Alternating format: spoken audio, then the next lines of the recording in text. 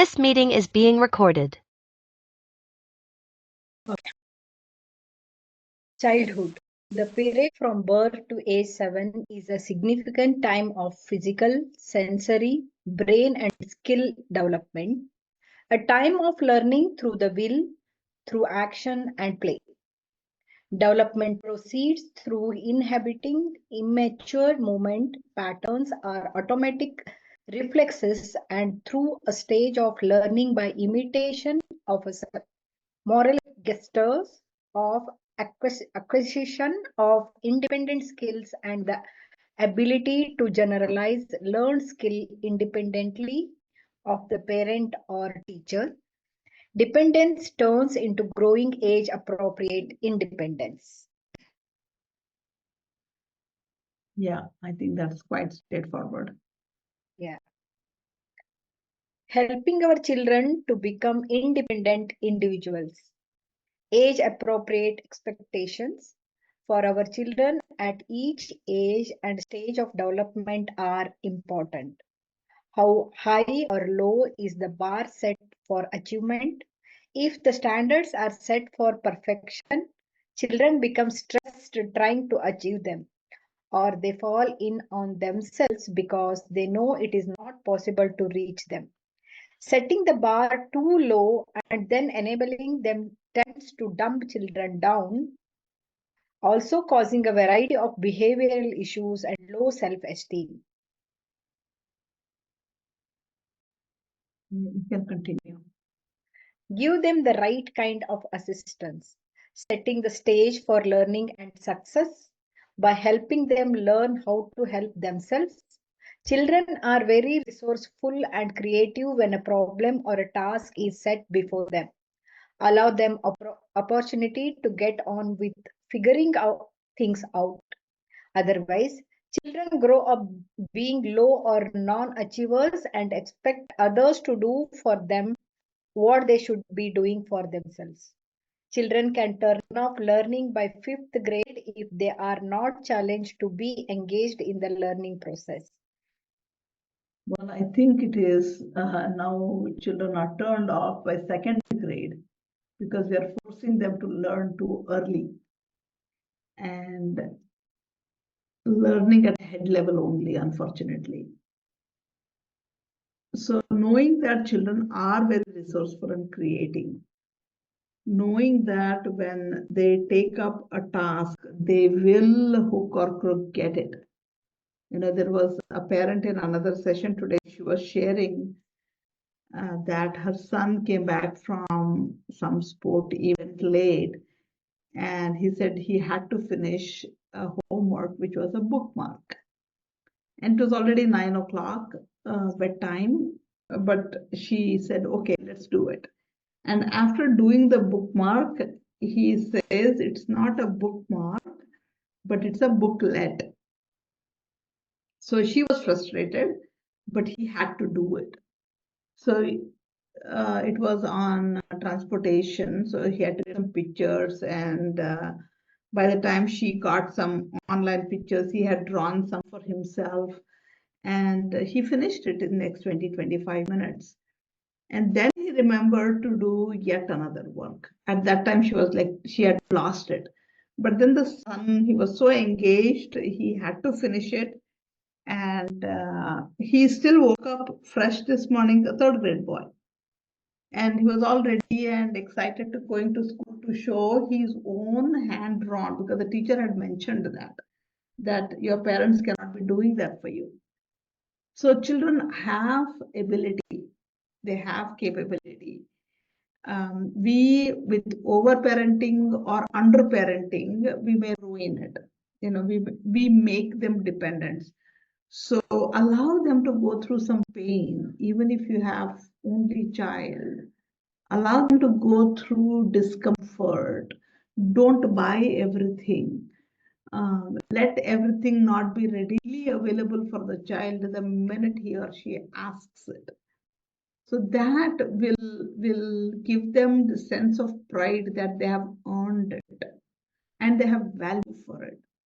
And this whole process of having value, having this feeling of earning it, having a reverence for what I have, is what engages the child in the long run.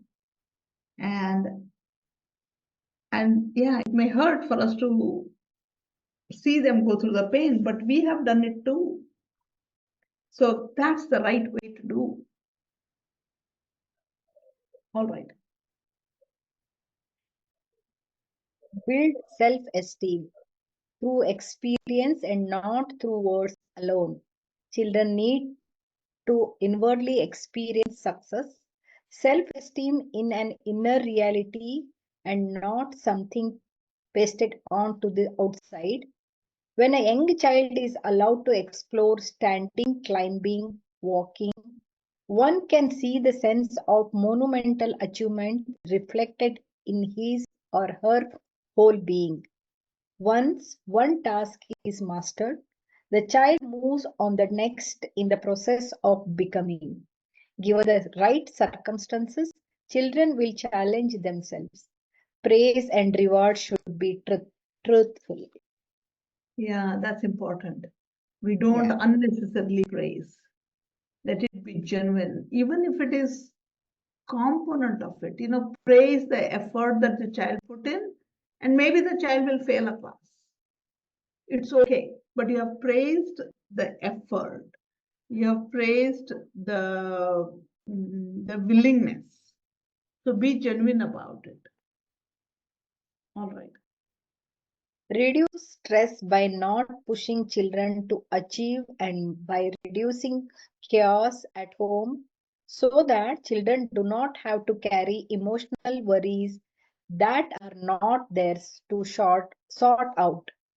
Often we see children struggling with issues that are not theirs to start with and for which they do not have the ability to cope.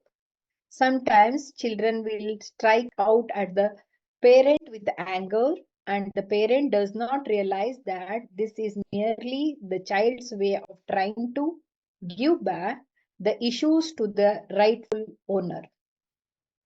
Yeah, this is also another way of imitating, especially if we have a dysfunctional family, where we fight, we withdraw, we behave in a passive aggressive way.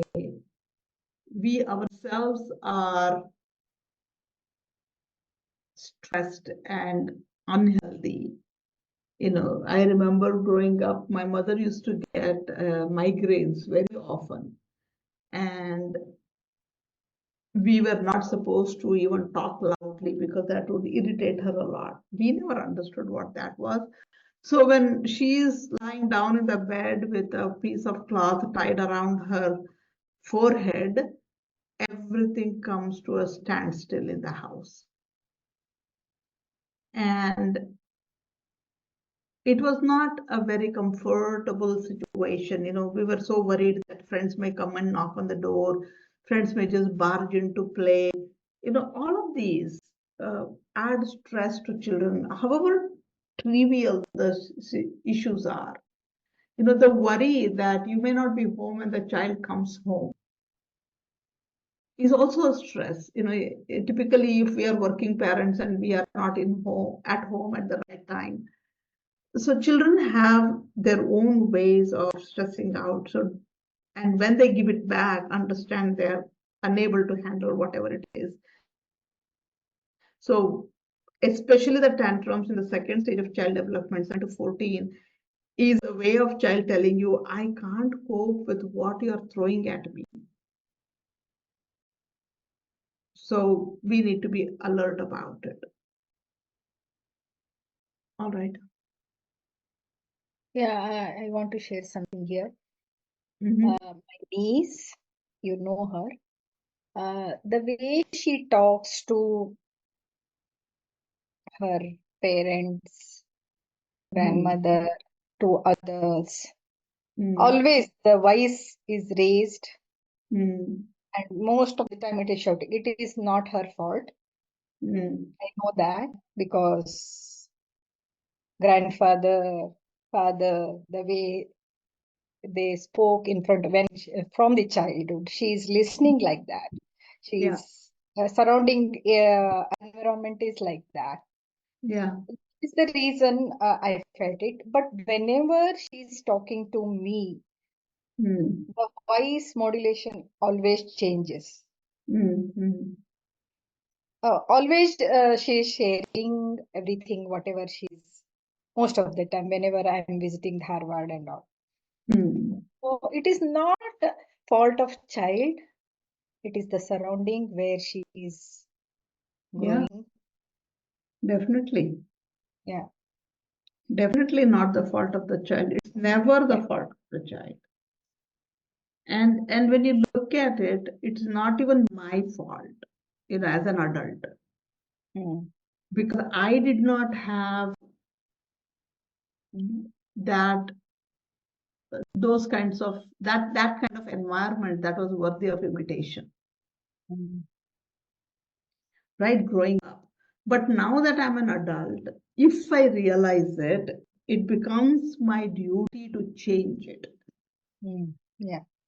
Right now, for us, now that we are aware, we have worked on it a little bit, we are healing, we are in that process, it becomes our duty to tell someone else that what the frustration, anger, whatever the other adult has, definitely has a reason, but then there is a way out. Because it worked for me, I share my own examples, and that way I enroll that other person to begin looking into themselves. See, many a times we don't even know that we are misbehaving. Yeah. Even when children tell us on our face, we hush them up. Somewhere there is this ego that I am better than you, you better listen to me. Yeah. Yeah. Right? And And many times it happened actually in front of me, father. yeah, He said like that. So this yeah, is my house. Whatever I'm telling you, just listen. Otherwise, go out of the house. right, right, right. That's the ego of the parent. Yeah. And somehow we don't see it's a problem. And again, that's why Steiner says, we are all at different levels of evolution. Hmm. Now the same thing, Sadhguru may look at us and say, hey, stupid, what are you doing there? Wake up and do something more. You're capable of a lot more.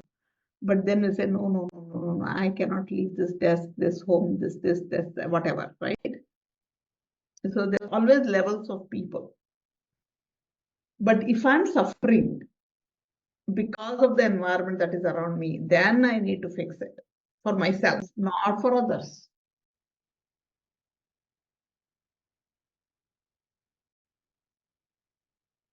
Yeah.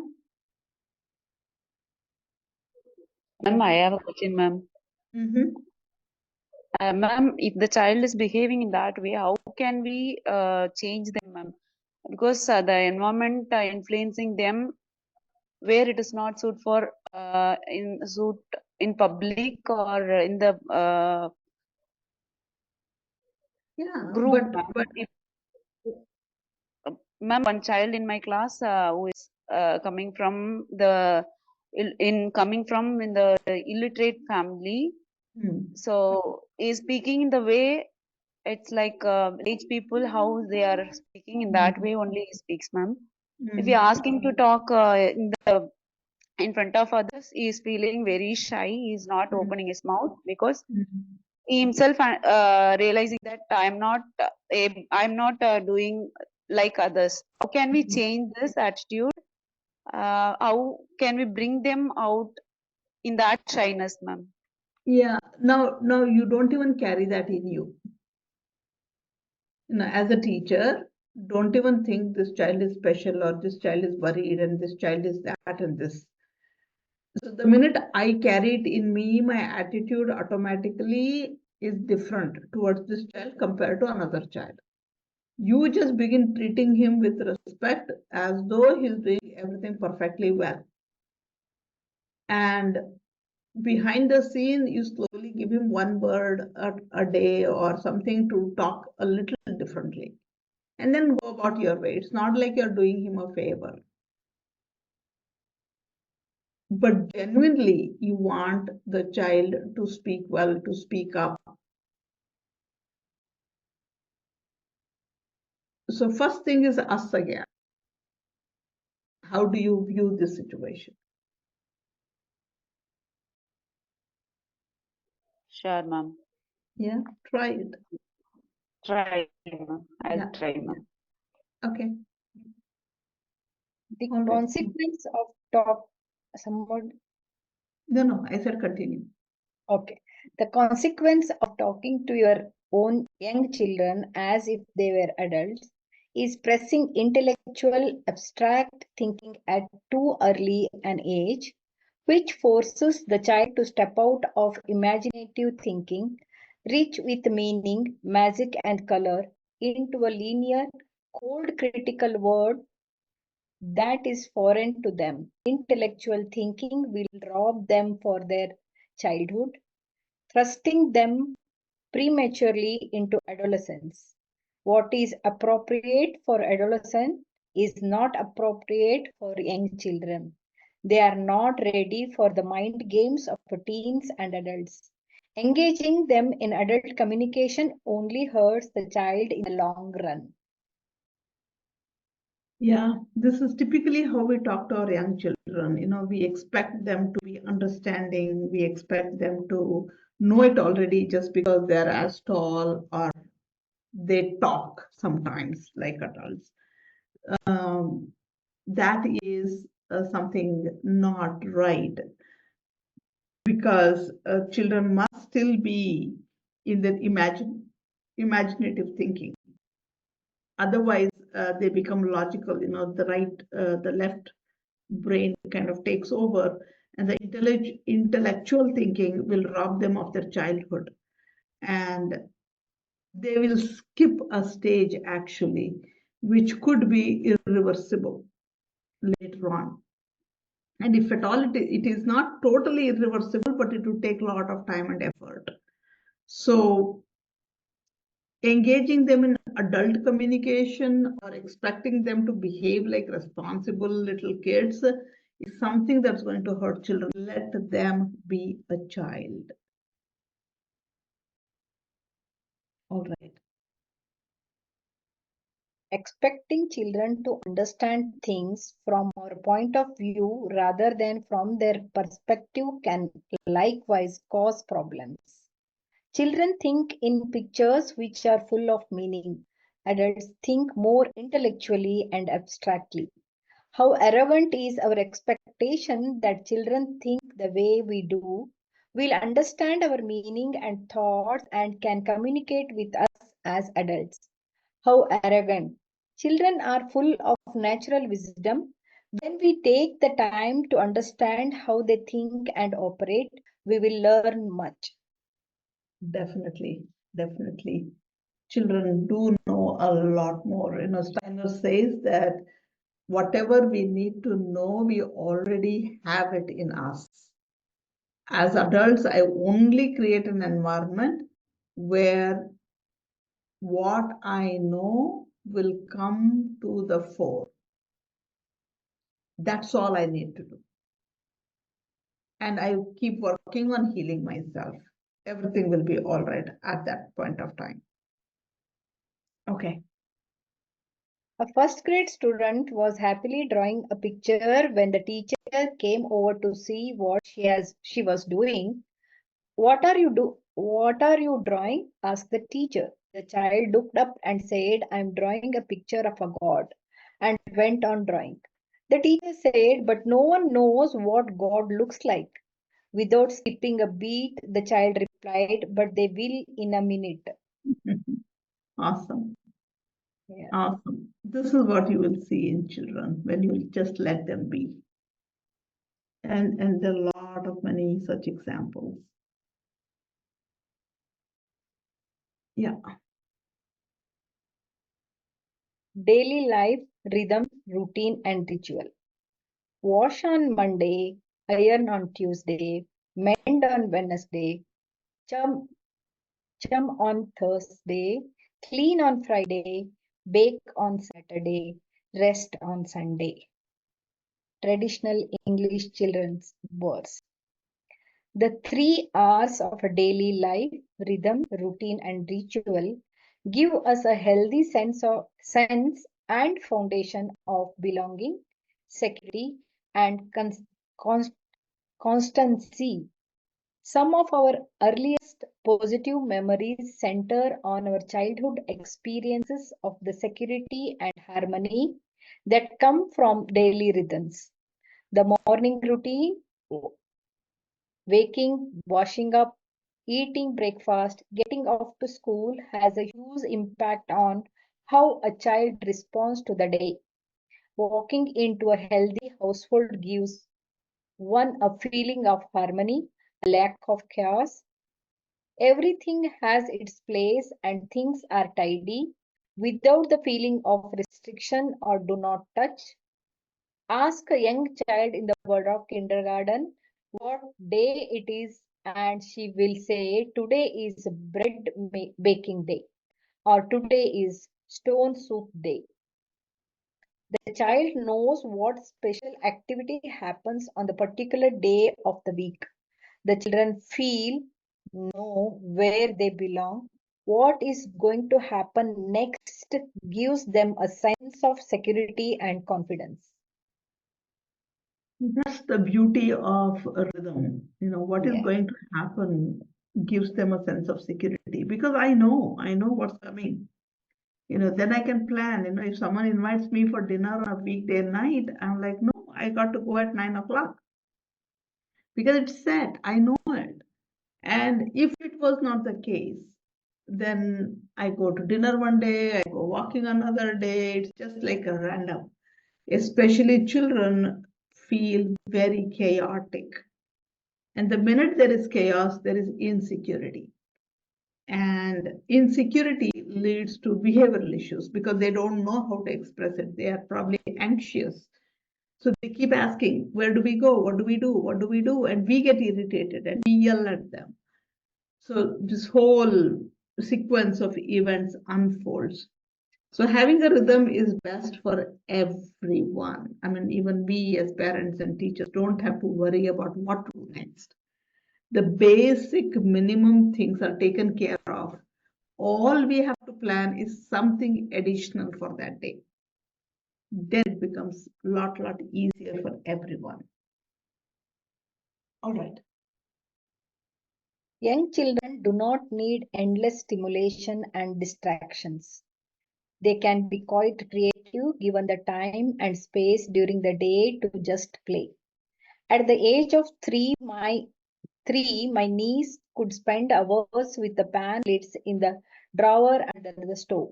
It was high and secure enough for her to stand holding on with one hand while pulling pan lids out with the other.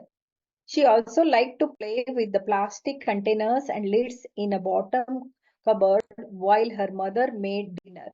Young children need to be near the parent, so parents need to have things to interest the children near them as they work and to eventually encourage the children to join in the activity. Yeah. Children really don't need toys and stimulation. Yes. They are super happy if you just leave them in the kitchen, a bucket of water with a pet, with a plant, peel the potatoes, just let them be, and they're supremely happy. And now that there is actually an African tribe where little children are carried, in that swing by that mother carries them in for a long time because they feel so secure hearing the mother's heartbeat.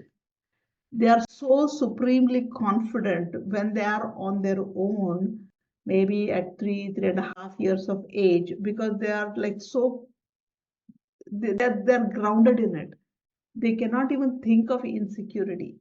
And being with mother, they have done every chore that mother does. So the skills are just like that ripened in them. They just imitate. They begin helping, they feel valued, mother is not angry or upset. We are all doing things together. Yeah, of course, child may be a little clumsy, but the process of learning is always clumsy.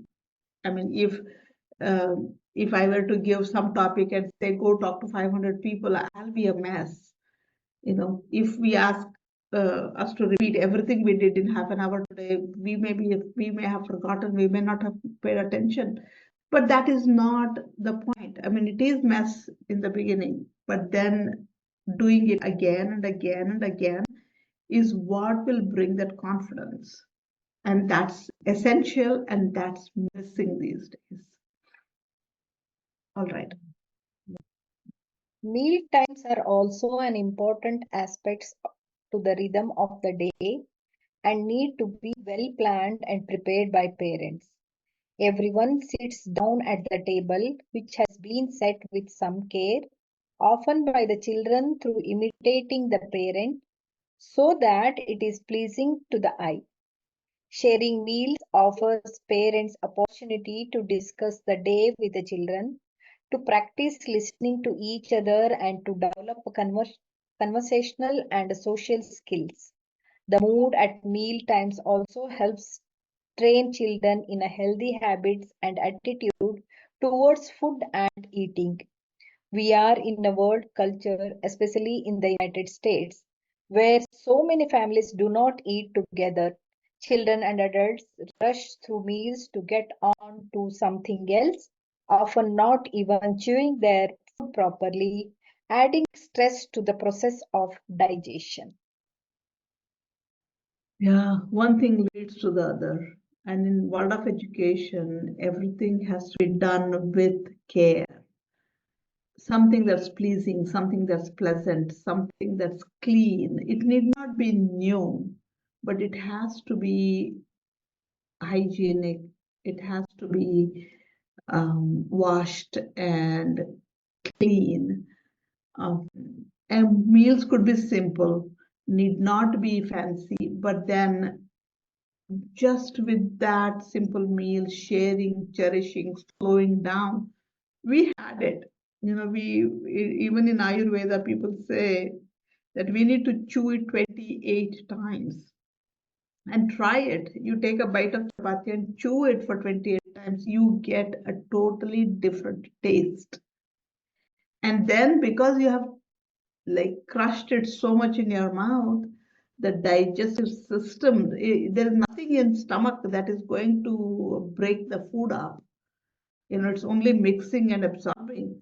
So it helps in digestion, it helps in assimilation, it helps in health, the physical health, the emotional health, and the whole family being together is such an important memory that children carry with them much, much later on into their lives.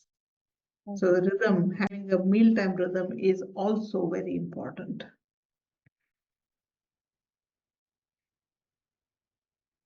We'll read one more and then stop. Yeah. What is a household like without the rhythm, routine, or a daily ritual? Many children across the whole economic base arrive at school without breakfast, not wearing appropriate clothes for the weather or the activities of the day, and having skipped personal care together. Without rhythm and routine with regards to these daily tasks, the children are unable to integrate into the school environment and are not ready to learn.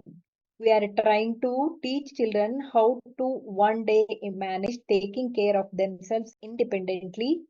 And so many habits we carry through life comes from early childhood. Over the years, the world has speeded up and become so filled with activities, demands, and chaos that people feel they have no time for setting slower paced lives or routines to a great determinant to us and to our children. No wonder there are more children with a nervous health behavior disorders. Adults have them too, but we are more able to compensate, hiding, or excusing our shortcomings or blaming some things or someone else for our lack of will. Yeah, I mean, if you can remember any of the days when you have not had a rhythm, everything falls apart. And if every day is like this for the child, the childhood falls apart. And we do see this. We do see this a lot in the Western world, in cities. I mean, these days, I know one time when in Bangalore, this child used to get empty box from home, go to the roadside idli wala, and get idli sambar for breakfast, for lunch, because mother did not have time to cook. Not that it's bad, but every day such chaos where one day he forgot, or he was little late and the bus came and he got into the bus and he had no breakfast or lunch. And fortunately, one of the teachers found it and we did something about it. But imagine what the child goes through if this happens once, twice, thrice in a month. And life has become super hectic. And it's not that just children have these nervous disorders, behavioral disorders, health disorders. We are also having them. And yeah, we have coping skill, not that we have healed from it, but we somehow hide it, blame it, but that's not healthy either. I mean, that's definitely taking a toll on our health. And if I am unhealthy, how am I going to care for the children? If I'm a teacher, I have to care for 40 kids in my class. That's not an easy task. So think about it. The rhythm is very crucial. So there is this last verse: before the flour, the mill; before the mill, the grain; before the grain, the sun and rain, the beauty of God's will. There is rhythm in the nature. There is rhythm in the universe. There is rhythm everywhere. And I'm trying to fall out of the rhythm. Hence, we have all the problems at all three levels: in our willing, feeling, and thinking, in my soul, physical body, and the spirit body. At all levels, I'm disturbed: intellectual level, emotional level, physical level. So think about it and see what best you can do for yourself and the children that are in your care. Thank you. Thank you.